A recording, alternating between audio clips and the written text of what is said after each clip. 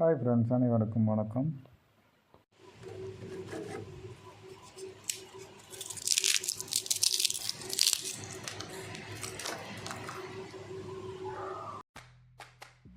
இந்த மாதிரி மொறுன்னு டொமேட்டோ ஸ்டிக்ஸு எப்படி செய்யலாம்னு நம்ம வீடியோவாக பார்க்கலாம். இன்றைக்கி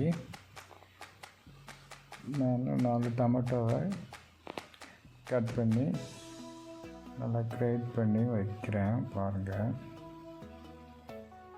மிக்சியில் போட்டு அடித்தா அந்த தோலெல்லாம் அப்படியே இருக்கும். அதனால் நான் இதை நம்ம கேரட் பொரியல் செய்கிறதுக்கு, பீட்ரூட் பொரியல் செய்கிறதுக்கெலாம் கிரேட் பண்ணுவோமா, அதில் கிரேட் பண்ணி எடுத்துக்கலாம். இந்த மாதிரி கிரேட் பண்ணிக்கிடுவோம். அப்போ தான் கடைசி அந்த தோல் அப்படியே இருக்கும், வெளியில் தூக்கி போட்டுடலாம்.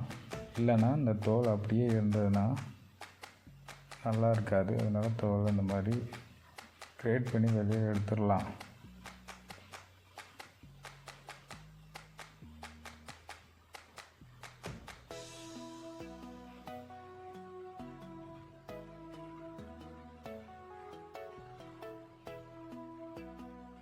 அப்புறம் ஒரு ஜல்லடையில் ஆட்டா மாவு, கோதுமை மாவு ஒரு 3 கப் எடுத்துருக்கிறேன். கிளாஸில் 3 கிளாஸ் எடுத்து சளிச்சு எடுத்துக்கலாம்.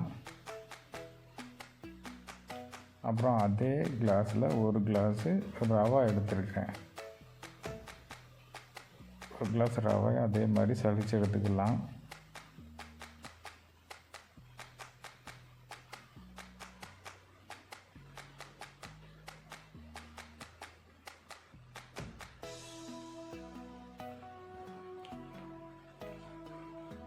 இப்போ இதில் சேர்க்கக்கூடியது ஜீரகம், கொஞ்சமாக சீரகம் சேர்த்துக்கலாம்.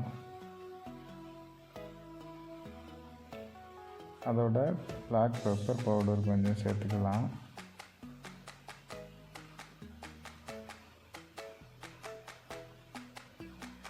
காரத்துக்கு நம்ம இது மட்டும் தான் யூஸ் பண்ண போகிறோம். அதனால் பெப்பரை கொஞ்சம் தூக்கலாக போட்டுக்கோங்க, நல்லாயிருக்கும்.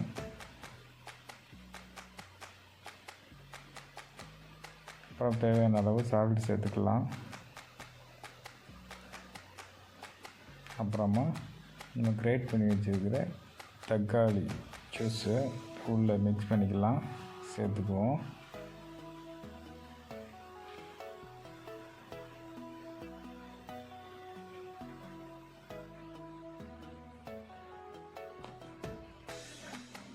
இதையெல்லாம் நம்ம மொத்தமாக மிக்ஸ் பண்ணிக்கலாம்.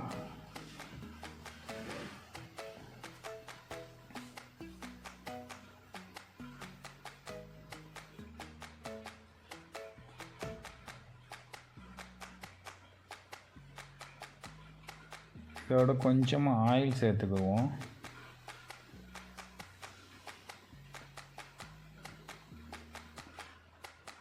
ஆயில் சேர்த்துக்கிட்டோம்.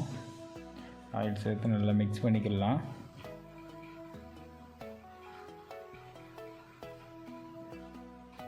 நல்லா பாலிஷ் பண்ணுற மாதிரி, நம்ம பூரி சப்பாத்தி எல்லாம் பாலிஷ் பண்ணுற மாதிரி நல்லா இந்த மாதிரி பாலிஷ் பண்ணிக்கலாம்.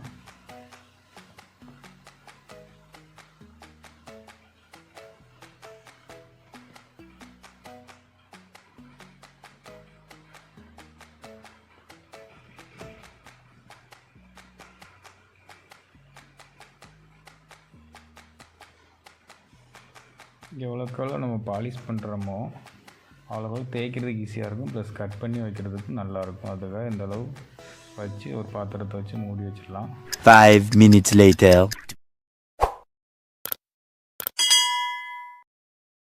இப்போ ஓப்பன் பண்ணி பார்த்துக்கலாம்.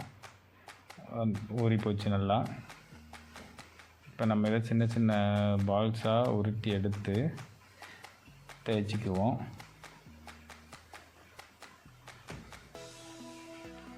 சின்ன சின்ன பால்ஸாக நம்ம சப்பாத்தி தேய்க்கிற மாதிரி தேய்ச்சிக்கலாம்.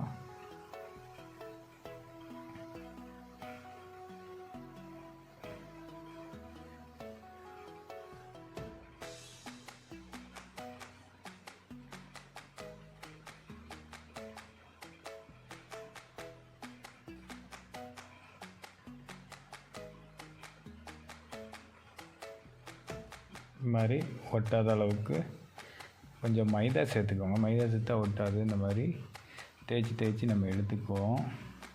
ரவுண்டாக தேய்ச்சிக்கலாம். எந்த ஷேப்பில் தேய்ச்சாலும் நம்ம வந்து கட்டரை வச்சு கட் பண்ண போகிறோம். குச்சியாக இருக்கிற மாதிரி தான் நம்ம கட் பண்ண போகிறோம். அதனால் நீங்கள் எந்த ஷேப்னாலும் தேய்ச்சிக்கோங்க. உங்களுக்கு எந்த ஷேப் வருதோ அதை தேய்ச்சிக்கோங்க, ஒன்றும் பிரச்சனை இல்லை. அந்த மாதிரி கட் பண்ணி எடுத்துக்கிறதுக்காக நம்ம தேய்ச்சி வச்சுக்கிட்டு இப்போ கட்டரை வச்சு நம்ம கட் பண்ணிக்கலாம்.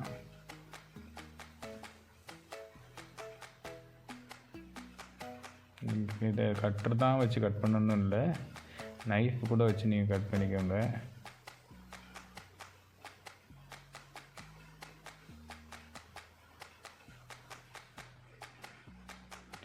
இந்த மாதிரி கட் பண்ணி எடுத்துக்கிடுவோம். சைடெல்லாம் கட் பண்ணி தூர போட வேணாம், மறுபடியும் அதை யூஸ் பண்ணிக்கலாம். அப்படியே சேர்த்து மிக்ஸ் பண்ணிவிட்டு மறுபடியும் இதே மாதிரி பால்ஸ் ஆக்கி மறுபடியும் தேய்ச்சிட்டு மறுபடியும் கட் பண்ணி எடுத்துக்கலாம். அதனால் அதை வேஸ்ட்டு கிடையாது, அதை எடுத்து வச்சுக்கலாம் அப்படியே சைடில். அப்புறம் இந்த மாதிரி லைன் மாதிரி இப்படி போட்டுக்கோங்க நைஃப் வச்சு. அப்புறம் தனித்தனியாக ஒன்று எடுத்துக்கிடுவோம். இந்த மாதிரி எடுத்து வச்சுக்கலாம்.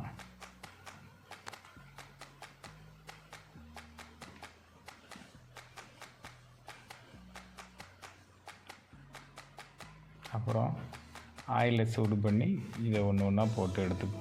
ஒன்றான்னு இல்லை, தனித்தனியாக போடணும். ஆயிலில் சூடு பண்ணியாச்சு.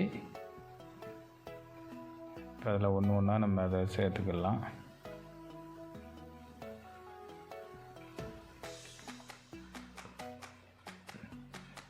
மொத்தமாக போட்டால் எல்லாம் ஒட்டி இருந்துக்கிறோம்.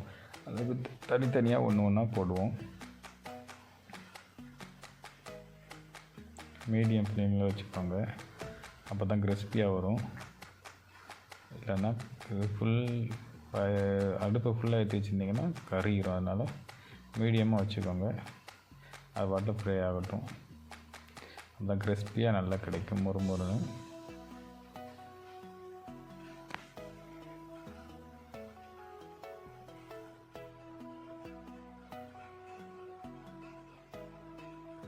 கோல்டன் ப்ரௌன் கலர் ஆகிடுச்சு.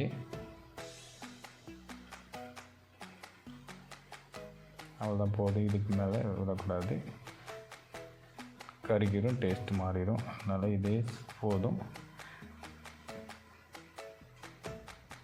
இந்த அளவு வர வரைக்கும் ஃப்ரை பண்ணிவிட்டு அப்படியே எடுத்துக்கலாம்.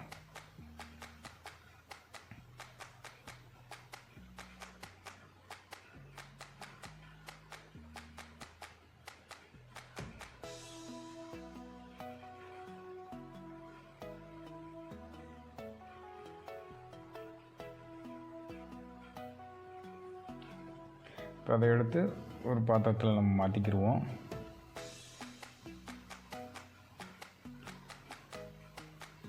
எண்ணெய் நல்லா வடிய வச்சுட்டு அடுத்த ஒரு பாத்திரத்தில் நம்ம அதை மாற்றிக்கலாம்.